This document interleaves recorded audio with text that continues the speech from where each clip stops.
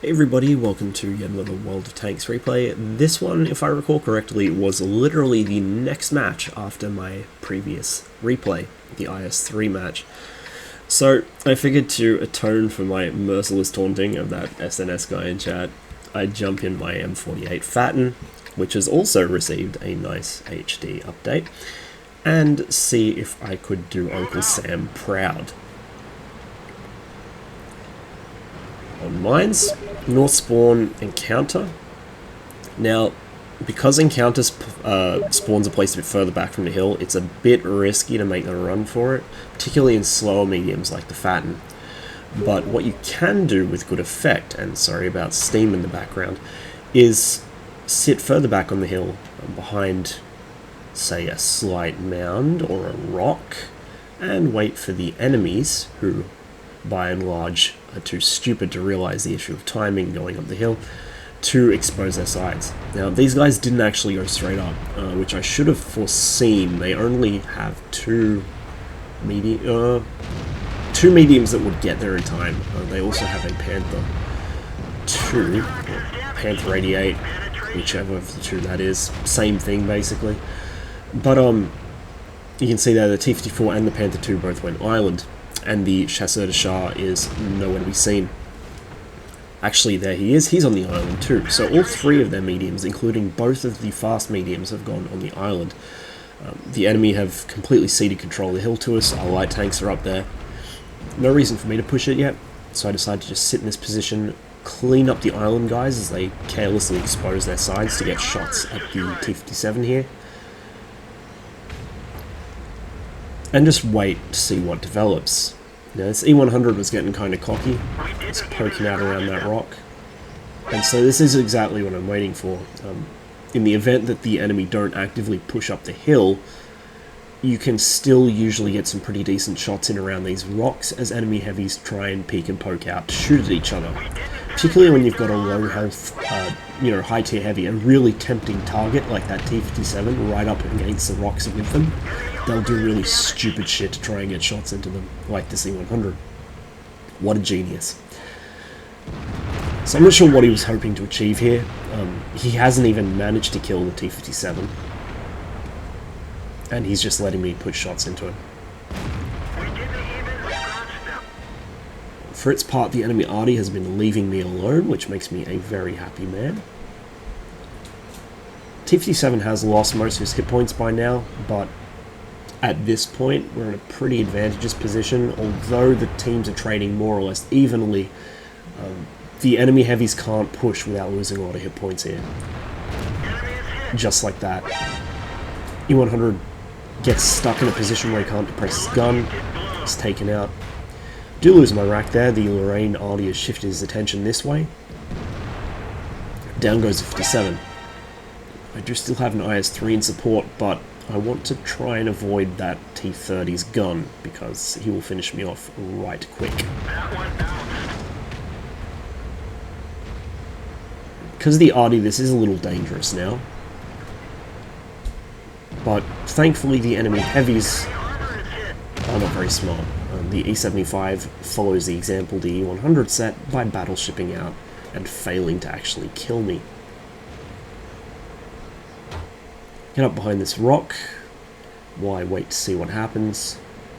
Don't want to get hit by the Lorraine. The Lorraine 155-50 has really bad arc. Most of the French arty has horrifically bad arc, so rocks are actually used to cover against it. I think in the higher tiers, like the Batchat arties, their arc's sort of moderate, but the Lorraine, I just endlessly hear people bitching about how shitty its arc is. So at this point, sitting on 2600 damage, that's alright. Actually a bit more because that Panther 2 kill I picked up blind, but, it's a respectable game. And at the moment, I'm doing some good work for my team here in keeping the scores pretty even.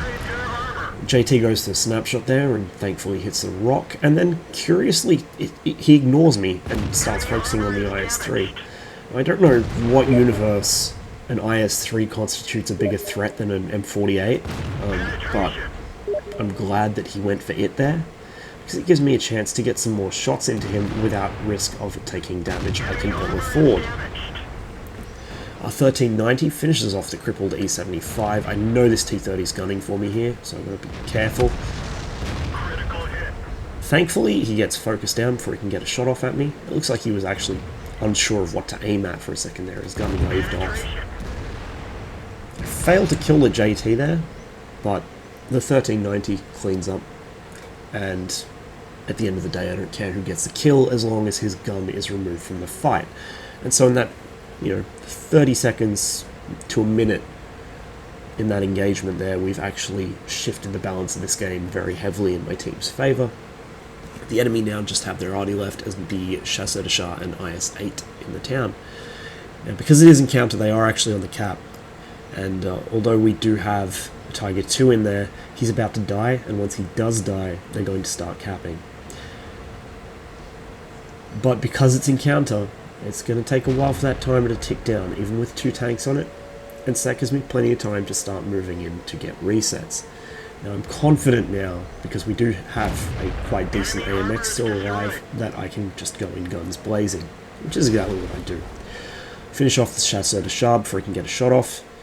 Take a quick shot at the IS-8 through that wall, going for his lower plate. You can see there, when you do have a wall or some other destructible object blocking a tank, using third person to aim is quite useful because it allows you to still draw outline and figure out exactly where your shell's going to hit without having to worry about something obscuring your view.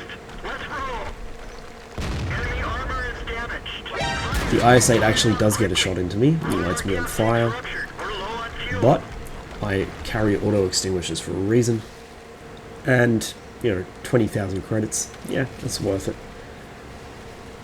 So I'm up to 5,200 damage, well again a little bit more, and game finishes there as the 1390 cleans up the enemy arty.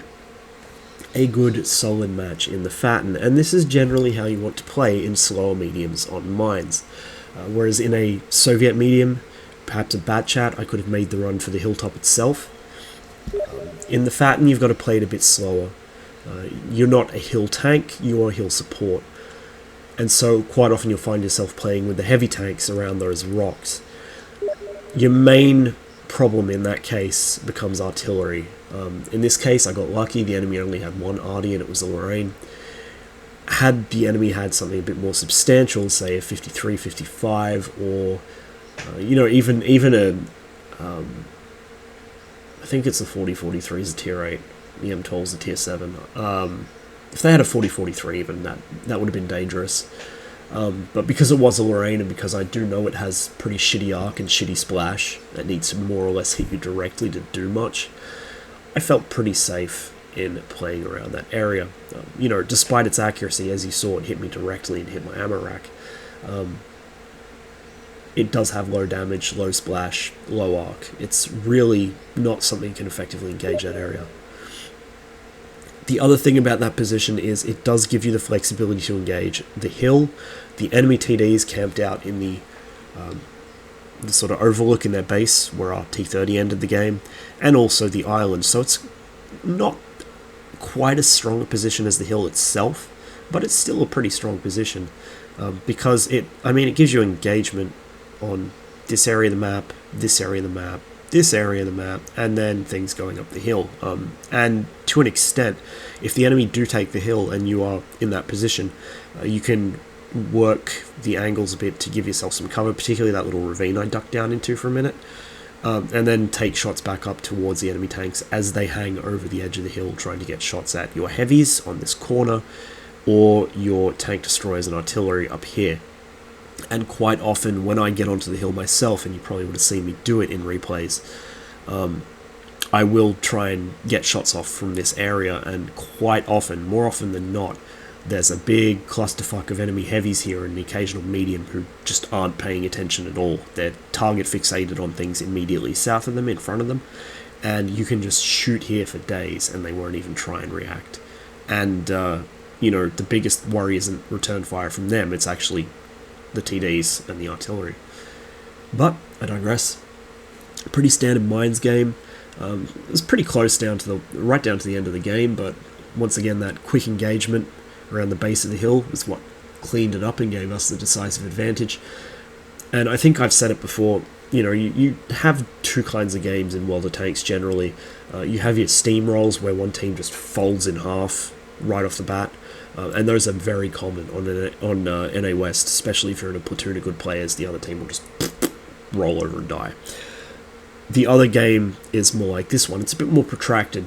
Prokhorovka does it a lot. Prokhorovka's probably the worst offender for this kind of game, and Malinovka does it quite a bit too, where it's a really drawn-out game and neither team has a clear advantage until right towards the end, when suddenly 4 or 5 tanks drop off the map, almost within a few seconds of each other.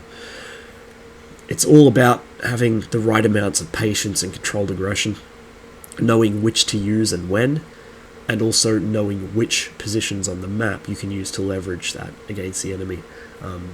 And again, you would have seen it in some of my replays, sometimes you can come back from a pretty severe disadvantage just because you're able to use the map better than the enemy. A good position is worth, one tank in a good position rather, is worth 3 or 4 tanks in a bad position. And I think that's one of the things that really a lot of people underestimate when it comes to being, air quotes, good at World of Tanks, is, you can do all the damage in the world, you can have the best shooting skills, the best, sort of MLG dodging skills. A lot of players have different skill sets. Myself, I like to think I'm a pretty good shot in this game. That's my main deal. Hardest, one of the things that I noticed when he used to play was he was very good at maneuvering his tank to sort of almost microing his tank to bounce incoming shells from 3 or 4 different attackers at once. There was one match in his E5 in particular where I was just sitting there watching, like, how the fuck is he doing this? And then, of course, you have people who are actually good at paying attention to the minimap, which I am not one of. But the main deciding factor in how good you are, again, good, air quotes, how often you win at this game, other than having a platoon of other decent players, is just how good you are at recognizing opportunities and using them. It's no good being a perfectly accurate shot and being able to, bounce things that you really shouldn't be able to bounce because you're so good at positioning, if you're in a bad spot where you can't put out damage. If you're in a good spot where you can lay out plenty of damage, you don't really need to be hitting every shot. You don't really need to be bouncing every incoming shell. You just need to be in a good spot to do damage when it counts, to tanks which you need to do damage to. And that's another big thing, is target prioritization. You need to know what to shoot at and when. It's not doing your team any favor if you're shooting at a bottom tier tank when there's a one-shottable top tier wrecking everybody. And actually, if you go back through some of my really, really, really old videos, which are very shameful, and I'm embarrassed that they exist, but I mean, they're there as a learning tool, I suppose. If you go back through my really old videos, you can see me actively engaging tier 6 and 7 tanks that were brought along to clan wars by other clans, when my clan mates are getting shot at by tier 9s and 10s right in front of me. Like, I was terrible for it. I'd like to think I've improved from that, and I now actually prioritize the targets a bit better, but there's always room for improvement. Anyway, thanks for watching. As ever, I wish you the best of luck in the field, and I'll see you on the next one.